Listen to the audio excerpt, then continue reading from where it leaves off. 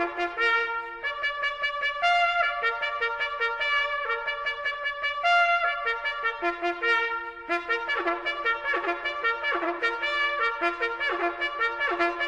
to Rebecca Sounds Reveille. I know that you've got to have the same passion as I do when it comes to wanting to know about your financial health, along with what is happening in our country when it comes to taxes, 401k plan, and I know there's even more, 403b, and what the differences are, and what exactly Congress is doing in relation to those things as of right now. We have a special guest today on the show, which I'm enthralled to introduce to you. His name is Anthony A. Saccaro, and he is with Providence Financial and Insurance Services. Let me tell you, he is a dynamic individual who has done a number of things in his career. But first and foremost, he is an educator. He is someone that has spent a lot of opportunities in media talking to you, our audience, and others out there about financial health and risks. So some of the things that he has done is going to just kind of take you back in time and say, wow, what are the things that have changed? And it's really important that we know that. But if you're wondering exactly where he's been and some of the things he's been on, you can credit some of his interviews in or media in the Wall Street Journal, USA Today, the Los Angeles Daily Times, Pasadena Star News, and I'm familiar with those areas. I've got to tell you, we'll talk a little bit more about that with him as we're on the show. And he's also been on Fox Business. So this is someone who has a lot of credibility in the area of financial planning. He is someone who is also registered as an investment advisor and much more. I'm going to let him share a little bit more about his background with you, but I've got to tell you, today's show is of utmost importance because it directly involves your finances. Welcome to the show, Anthony. Rebecca, thank you for having me. I'm super enthralled to be here. I am just really excited because there's a lot going on today in the market that we're in. There's a lot of talk about what's going to happen. There's a lot of fear about what's going to happen. And I know that you are someone who has spent many years in the financial business arena and can tell us what we need to know. So if you could tell us a little bit more about your background and some of the things that you have done and worked on. Yeah, absolutely. Would love to. You're right. I've been in the business for 18 years as a financial advisor, financial planner. And when I got in the industry, I got in at the end of the best bull market this country has ever seen, all throughout the 80s and the 90s when the stock market went straight up. And I, like you, knew that no good party is going to last forever. So I knew that it was going to come to an end. So I started focusing my business on working with people that are more interested in protecting their principal and yet earning a decent rate of return. Not individuals that wanted to gamble and look for the get-rich-quick investment, but people that were headed towards retirement, people that are looking for somewhere, 4, 5, 6% consistently, but without the risk of the market. And the market over the last 17 years has not done well at all. A little less than 1.5% a year if you were a buy and hold investor like Wall Street wants you to be. And my clients do somewhere in the range of 4 or 5% a year consistently without the risk. So we're a registered investment advisory firm. We have a fiduciary responsibility to act in our clients' best interests. And we work with people that are generally within 5 or 10 years of retirement and help them develop income streams to make sure that they never run out of money before they run out of life. That's really important. A lot of people have waited so long to invest in their retirement. And it's interesting that you say that they're within that short time span because many people years ago looked at saying, well, I'm paying into Social Security, so that'll be there. Or they're saying, I'm young, I need every dollar, every penny, every dime, everything to just get by. And then it comes up on the end of the work cycle and you're going, okay, well, let's see, the market has changed. My situation may have changed. And so what do I do? And I think it's really important to look at that aspect as well as from the beginning of someone's career. This is really refreshing to hear, quite actually, because a lot of times you'll hear advisors that will say, well, you really needed to have started this about 20 or even 30 years ago, and so there's really not much we can do, but maybe we can give you a point, 0.5% or whatever it is on something, and then you'll have an extra couple $100 a month, but that can't really guarantee you anything. So I'm really quite pleased to hear that. Tell me what's going on right now. I mean, we've got some changes. Yeah, we have a lot of changes that are going on. One of the changes has to do with the Department of Labor rules, the DOL rules, and the fact that now all advisors are going to have a fiduciary responsibility and actually have to act in your best interest. And sometimes I mention that, and people look at me like, what are you talking about, Willis? Weren't they before? Right? But that's the thing, is weren't they acting in our best interest before? And the answer is not really. There's two standards out there. There's a suitability standard that most brokers have, and then there's a fiduciary standard, which registered investment advisors like myself have. And as a fiduciary, we have to act in your best interest. Just because there are maybe 2 or 3 products that are suitable for you, we have to choose the best product. Whereas as a broker, if there are 2 or 3 or 10 products that are suitable, they can choose any one of those products because it's suitable, even if it's not the best one.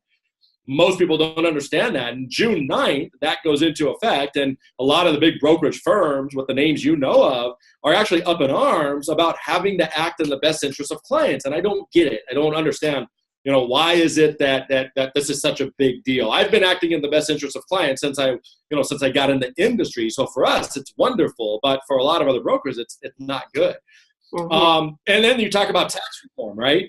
You talk about 401ks. You talk about some of what Trump is looking to do out there with taxes, and he talks about through the campaign lowering taxes, but nowhere did he ever say that he was going to wind up covering the loss of revenue from the 401ks and taking away the biggest break that Americans get today through their 401ks.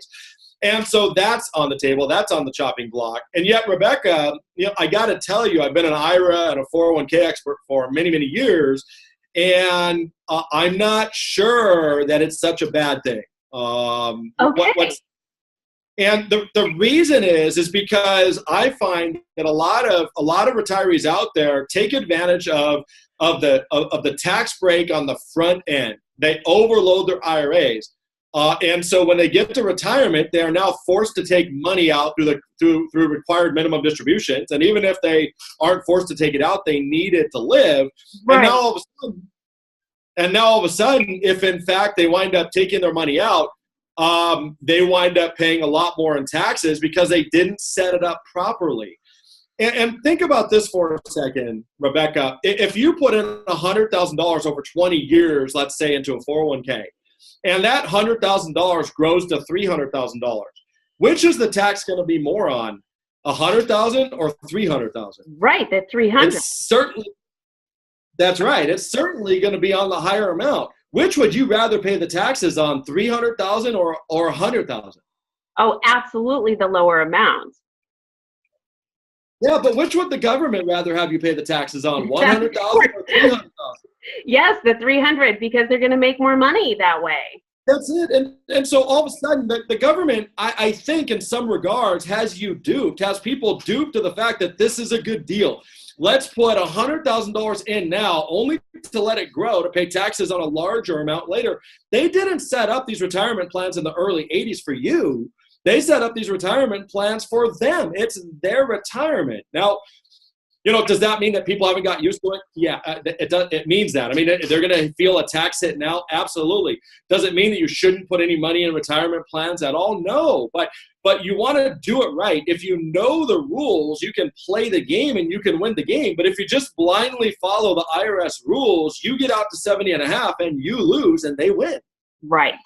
So I'm not sure that the government doing this is necessarily going to be harmful. People aren't going to like it for the next 20 years. But I think 20 years down the road, if they treat 401k distributions as Roth contributions, which is what they're looking to do, okay, and 20 years down the road, you start getting a tax-free income stream, I almost think it will be a blessing in disguise for the retirees at that point. so my question then is, why didn't that be something that was on the table in the past? Or is it because our president has such a keen business sense that he says this is really a better way for Americans to, in the long run, have a better return? Yeah, I don't believe that you can necessarily believe the motivations behind what the government does. Okay. And I'm not a government conspiracist. There are some people out there that think that 911 was caused by the government, and I'm not in that camp. But I also believe that there's a lot of things that go on behind the scenes that we're just, as Americans, never going to know about. Sure. And they kind of did mitigate some of this tax breaks in the mid 90s when they set up the Roth IRA. So let me take you back. When they set up the 401ks in the early 80s, what happened is they got everyone believing that this is a good deal. And so billions and billions of dollars went into these 401ks starting right away. And so what it did is it lowered the revenue of the country.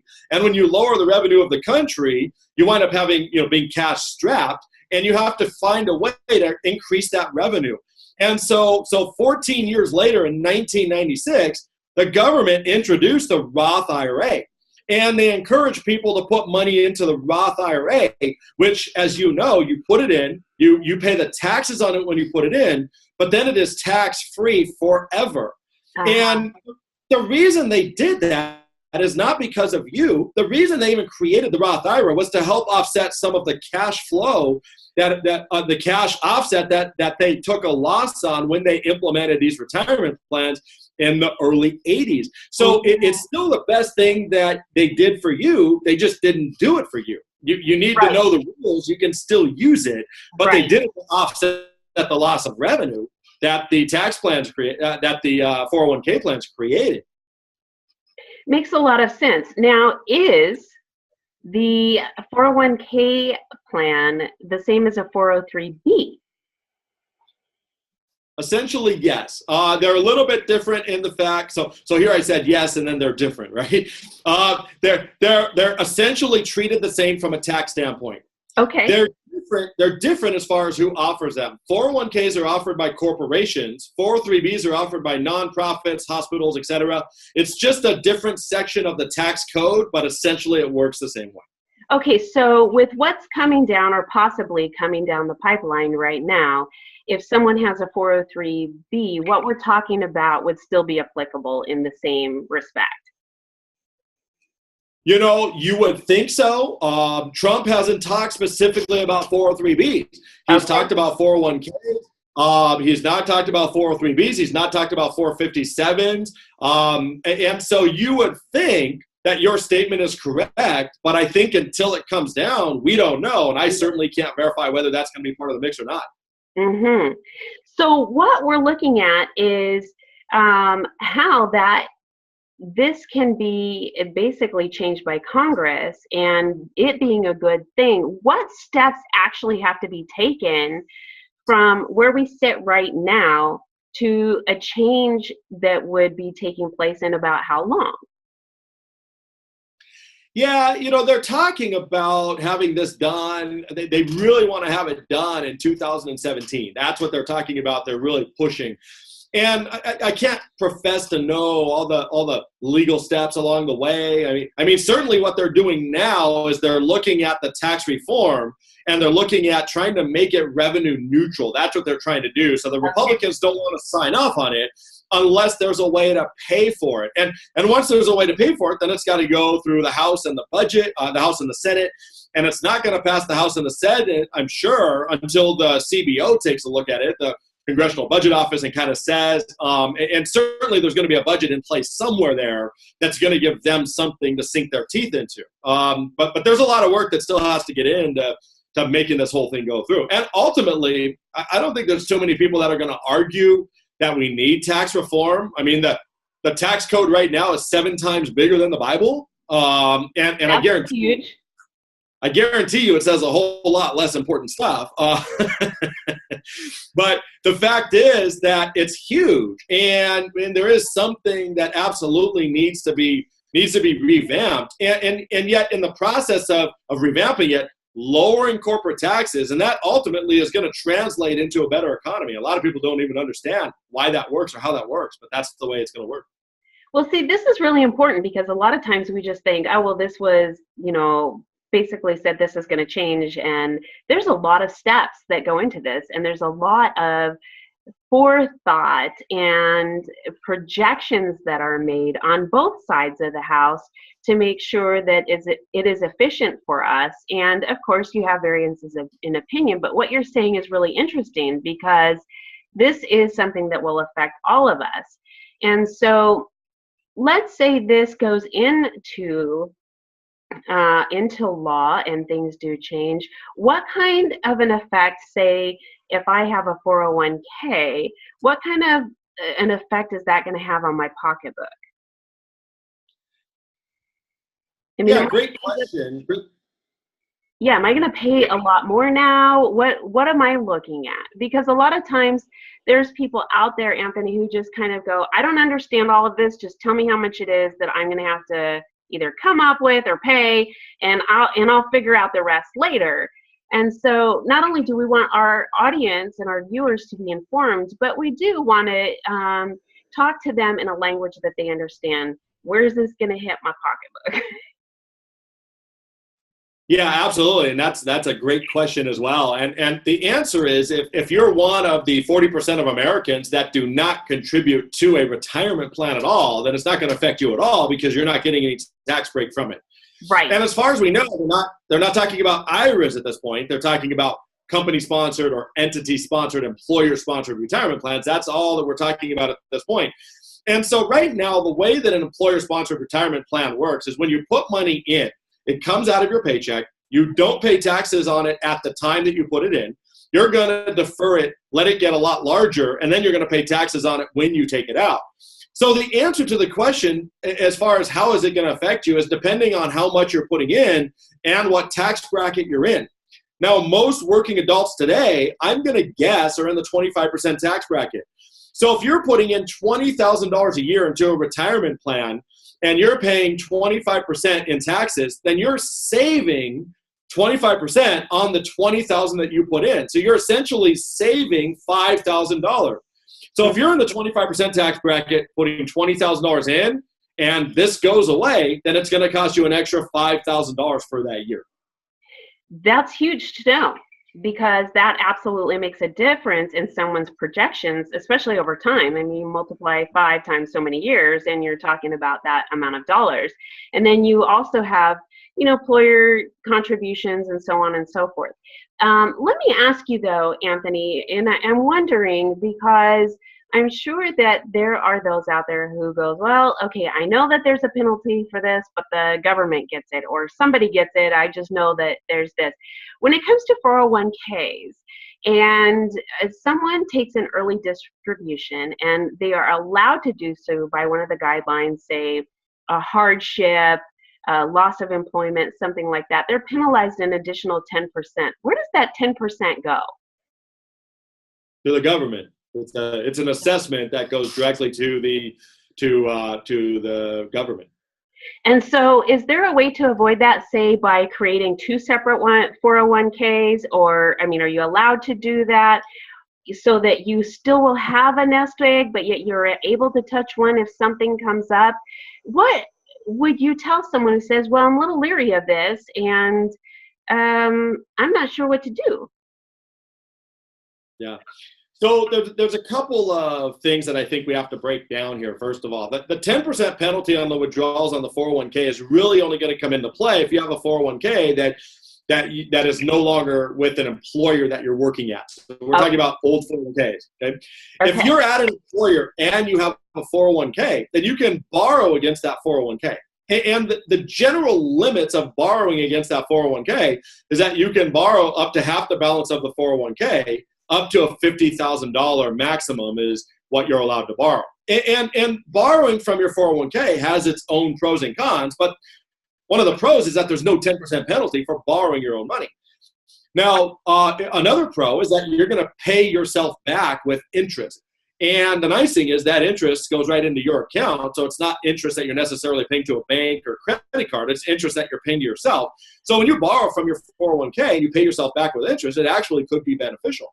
But there's a couple of cons. One of the cons is that people that tend to borrow from 401ks don't tend to be the best money managers in the world. And then what will happen is they don't pay it back. And if they don't pay it back, then what will happen is the outstanding balance at that point, not only will it be taxable, but it will be subject to the 10% penalty because you didn't pay it back. Okay. So you want to do everything you can to pay it back. Now, another pitfall that we see frequently happen that people weren't aware of when they borrowed from a 401k is oftentimes when they terminate employment, and it may not be them terminating employment, it may be the employer terminating employment.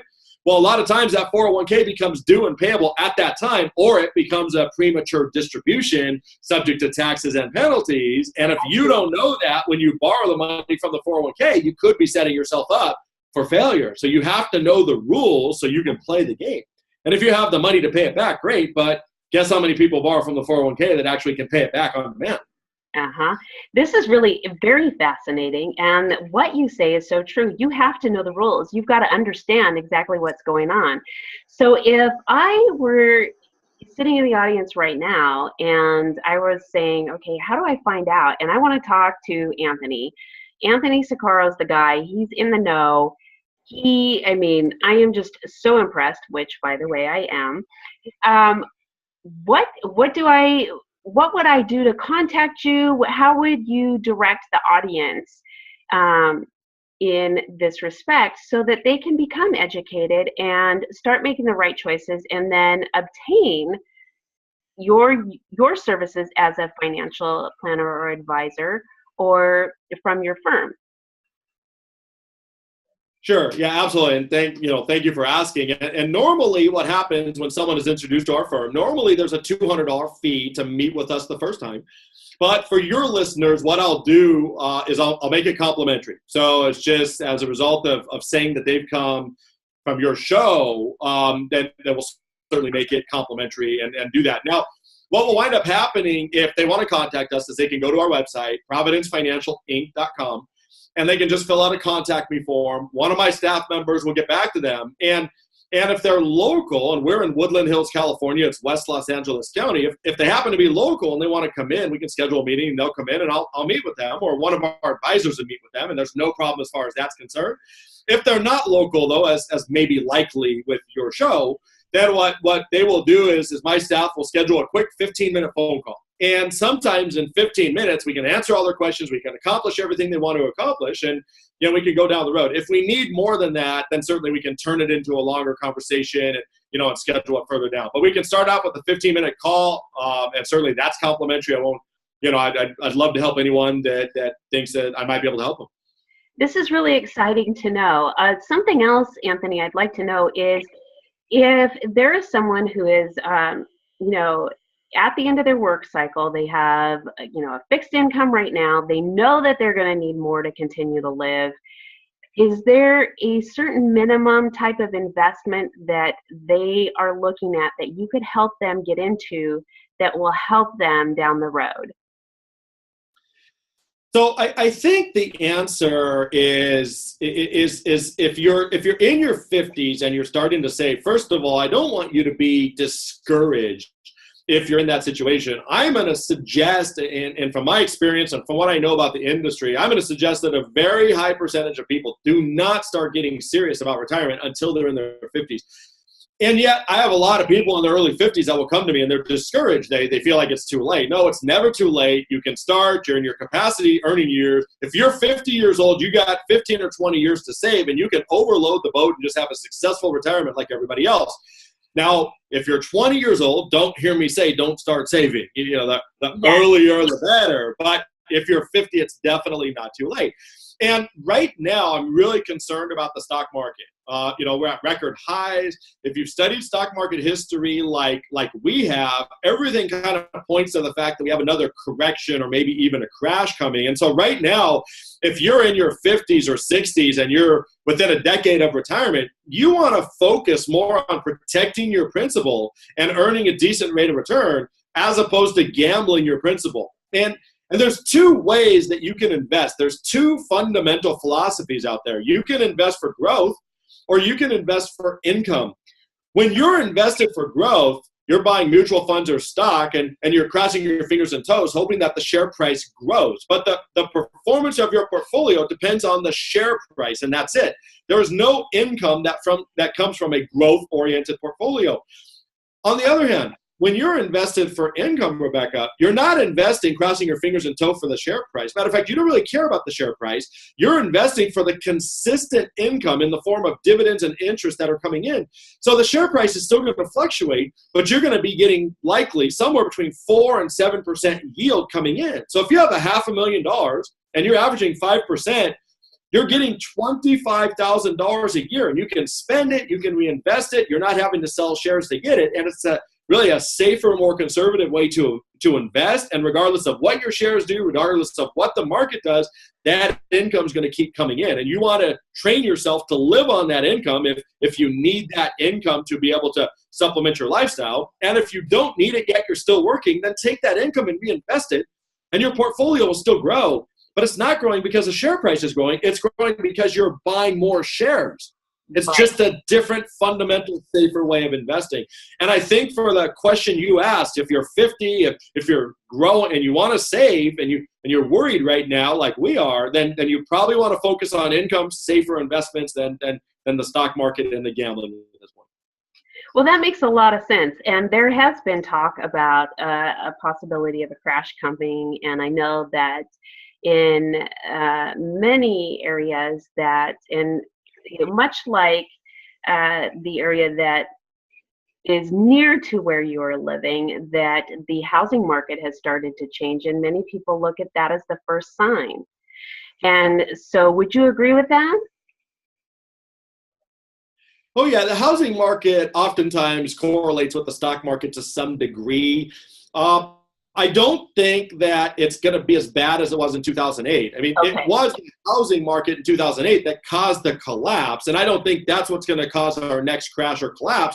But certainly as the stock market goes down, I think the housing market's going to follow suit. And certainly, here in Los Angeles, I'm not surprised if there's a 20 or 30% correction. I don't think it'll go down to 50 or 60 like it did in 2008, but certainly there's a major correction ahead in both the stock and housing market. Absolutely. Yeah, that's actually huge number. And what you have shared with the viewers today is very educational. I love the fact that you're an educator.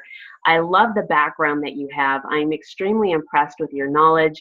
I definitely would like to have you back on the show again, and anything that I can do to assist you and help our viewers, because I think that this is an area that people really do take very seriously, even if they didn't initially. But money speaks to everyone, and especially when they know something's coming.